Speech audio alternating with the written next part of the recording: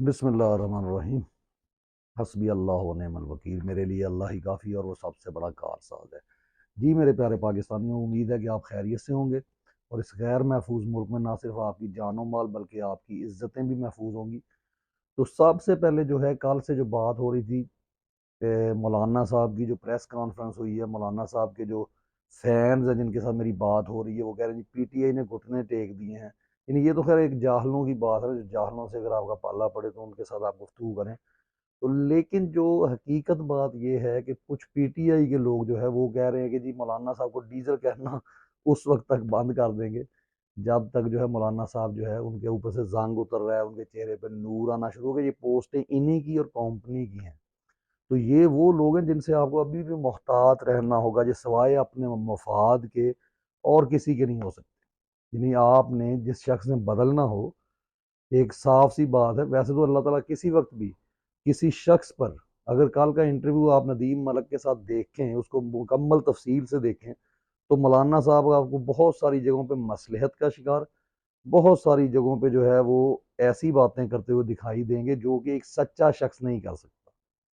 यानी जिसका जहन पलटा हो, जिसने ये सोच लिया हो कि मैंने अल्लाह ताला को जवाबदेह होना है, और एक उसका जहन पलट जाता है। जैसे बहुत सारे किरदार आप हिस्ट्री में देखते हैं जो कि पहले गद्दारी करते हैं, लेकिन अल्लाह ताला उन्हें ऐसा यानी सबक दे देता है, उनका जहन पलट जाता है, क्योंकि जहनों को पलटने वाला अल्लाह ताला है। वो बड़े से बड़े लोगों को पलट देता है। तो मौलाना साहब तो माशाल्लाह इस्लाम के साथ मुंसलिक हैं, लेकिन अगर आप उनकी जो इंटरव्यू देखेंगे तो उसमें आपको साफ ज़ाहिर है कि नदीम मलिक साहब के दो तीन क्वेश्चन जो हैं इंतहाई बकवास किस्म के क्वेश्चन के। इमरान खान का बयानिया बहुत ही ख़तरनाक था जी, कि जिसमें वो कहते हैं कि मेरे अलावा कोई भी जो है वो करेक्टर वाइज या यूँ कह लें कि यानी कि करप्शन, मेरे अलावा तमाम जो है करप्ट लोग हैं। तो मेरा ख्याल है जनाब नदीम मलिक साहब, आपने डिग्रीज पता नहीं कहाँ से ली हैं, आपने कौन सी हिस्ट्री पढ़ी है, आपने कौन सा पाकिस्तान के ऊपर गुफ्तगू की है। आप पाकिस्तान स्टडीज़ पढ़कर अगर आपने आपको मुफक्कर समझने लग गए हैं, तो फिर लानत है ऐसी जो है सहाफ़त के ऊपर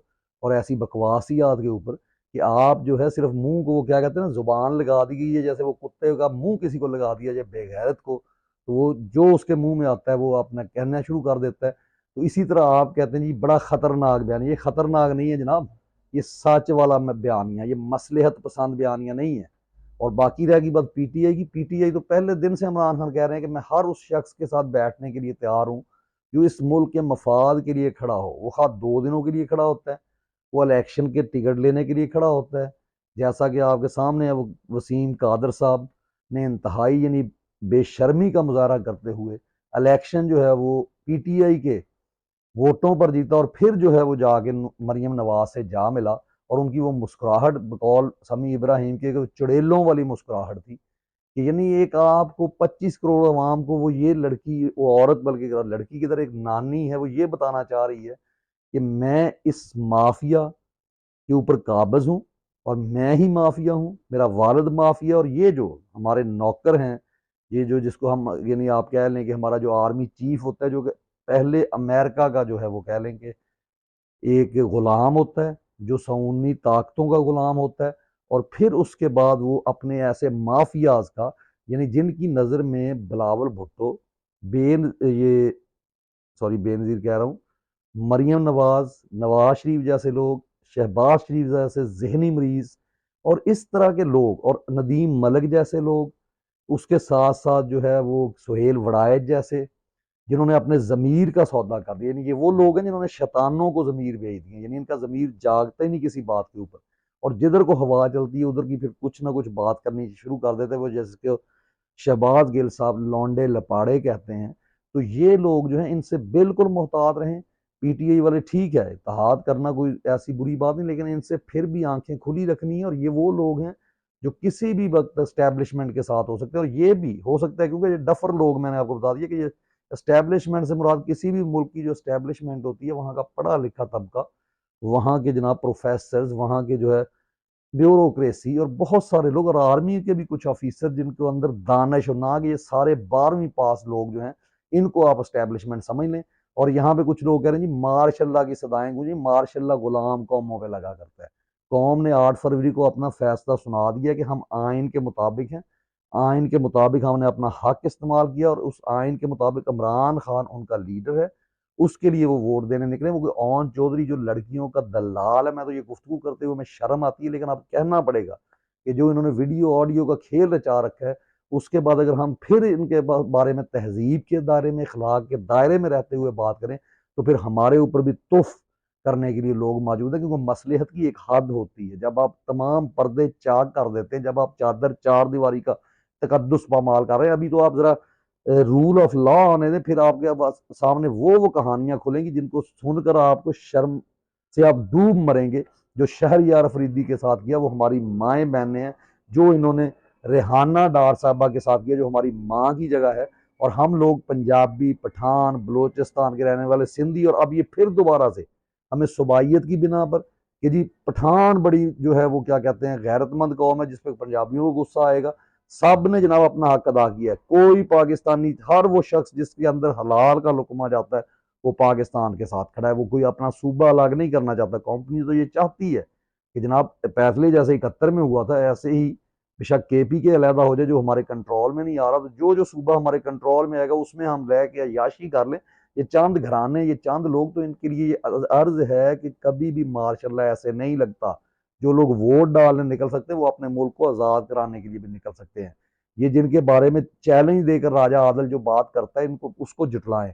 عمران خان کو آج تک اس نے یعنی مولوی فضل الرحمان نے یہودی ایجنٹ کہا ہے، اور ادھر وہ انٹرویو میں کیا بات بیان کر رہے ہیں، جی ہمارا صرف جو ہے وہ کیا کہتے ہیں کہ دل کا مسئلہ ہے، باقی تو ہم ایک جیسے نہیں۔ دل کا نہیں جناب، آپ کے دماغ کا، آپ کے ضمیر کا مسئلہ ہے۔ تم لوگ اسٹیبلشمنٹ کی گود میں پلنے والے لوگ ہو۔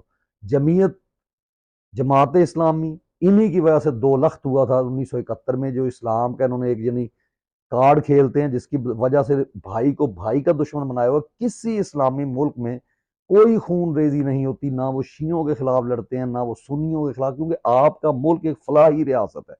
وہاں پہ اگر یہودی بھی آباد ہوتے تو آپ نے ان کو بھی وہی رائٹس دینے تھے جو دینے چاہیے۔ اور باقی اگر آپ ہیومن رائٹس کی بات کرتے ہیں تو جہاں ایک چرچ یا ایک شخص یا آسیہ بی بی کے مسئلے پر پورا یورپ یا پورے جو کنٹریز ہیں وہ کھڑے ہو جاتے ہیں، یعنی آپ سیویلائزڈ کنٹری کی میں بات کر رہا ہوں، تو جناب وہ یہ 8 چرچز کو جو آگ لگائی گئی وہ اس وقت کہاں تھے؟ یعنی اس کا مطلب یہ ہے کہ آپ کے لیے تمام لوگ، یہ کمپنی کے لیے، ان کے مالکوں کے لیے سوائے غلاموں کے اور ان کی کوئی حیثیت نہیں ہے۔